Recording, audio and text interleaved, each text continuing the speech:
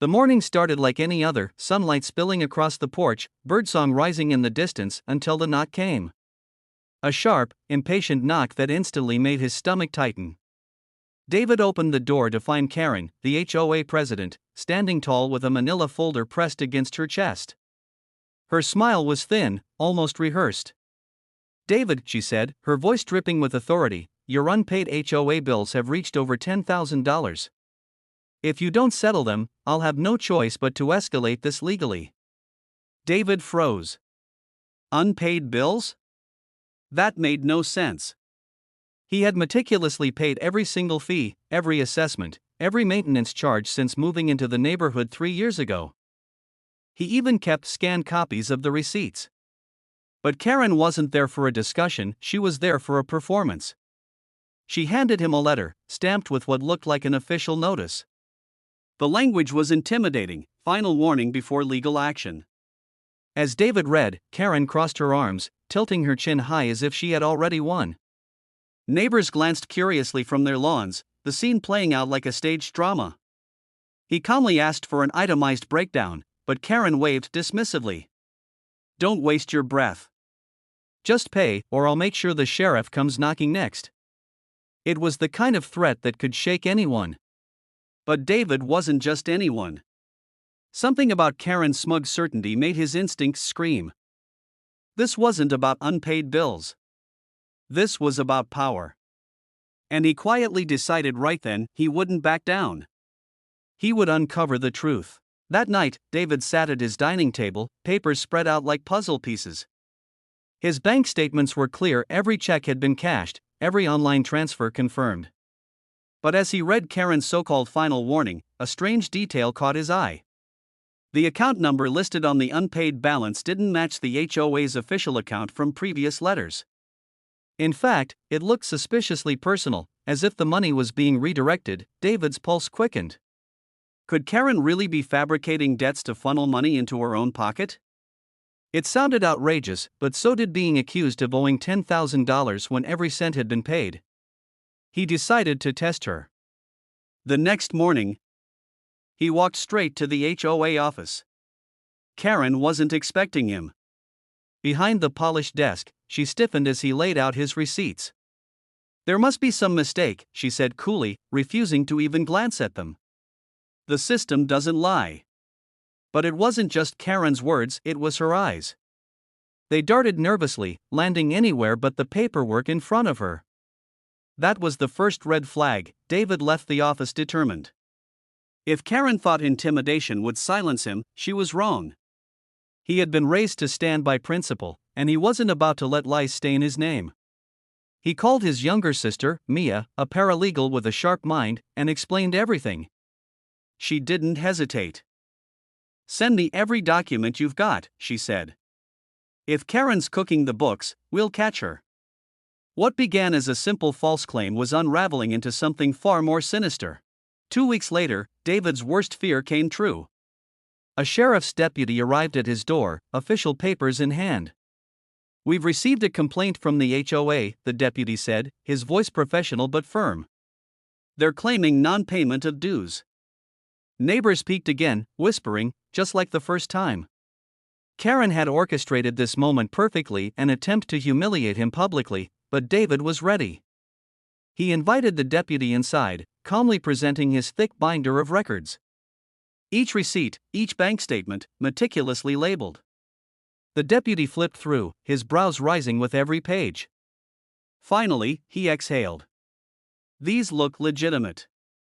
I'll need to cross-check with the HOA's official filings." From across the street, Karen watched with arms folded, her smile tight and expectant. She had no idea the deputy was already doubting her story. That evening, David got a call from Mia. She had spent hours digging into county filings and HOA ledgers. "You won't believe this," she said, excitement in her voice. "The unpaid bills Karen's accusing you of, they exist. But they're not tied to your property. They're tied to hers." The revelation left David stunned. Karen had been using his name as a smokescreen, hoping to cover her own mounting debt. And now, her lies had reached law enforcement. Knowing the truth wasn't enough, David needed undeniable proof. With Mia's help, he requested official HOA statements through public records.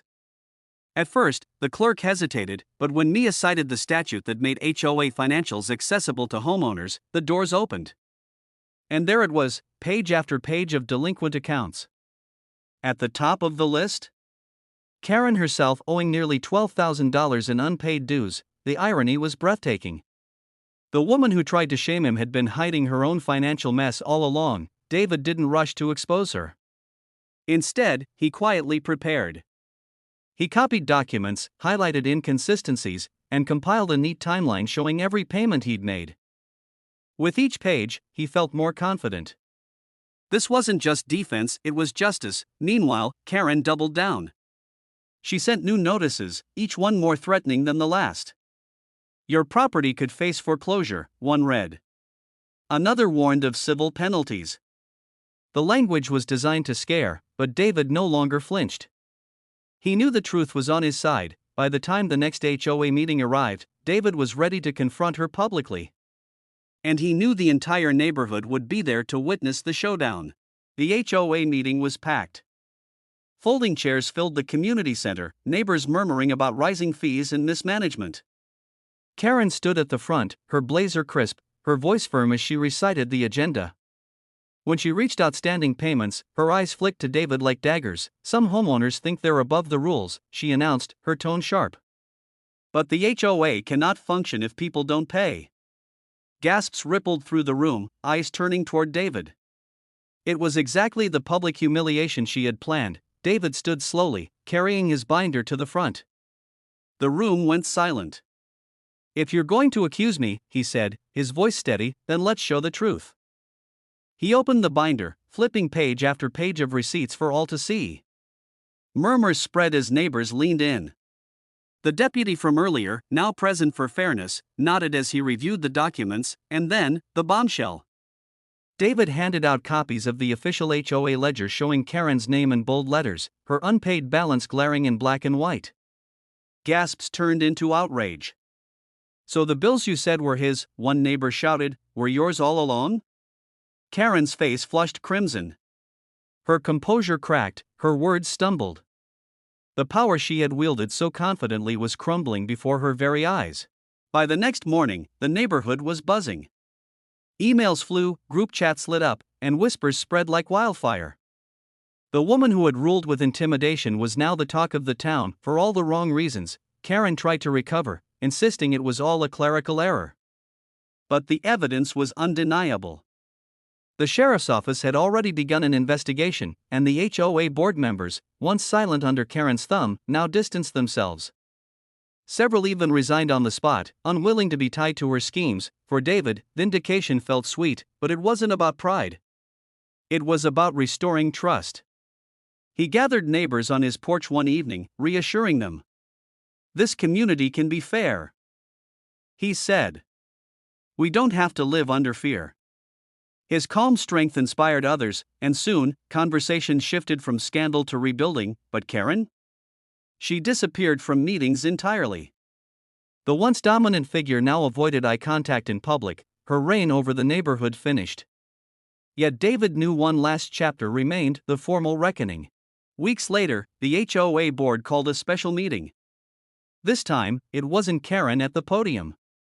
It was the deputy, holding official documents. He read aloud the findings. Karen had redirected funds, fabricated accounts, and used intimidation to cover her tracks. The bills she claimed were David's? Every one of them traced back to her. The board voted unanimously to remove her as president. Her privileges were revoked, and restitution was demanded. Neighbors who once feared her now shook their heads, realizing how easily they had been manipulated. David sat quietly, watching justice unfold. He hadn't raised his voice, hadn't thrown accusations wildly, he had simply stood firm, trusted the truth. And let the facts speak louder than fear. And in doing so, he had not only cleared his own name but restored dignity to the entire community. As the meeting ended, applause broke out. People thanked him, some even tearful with relief.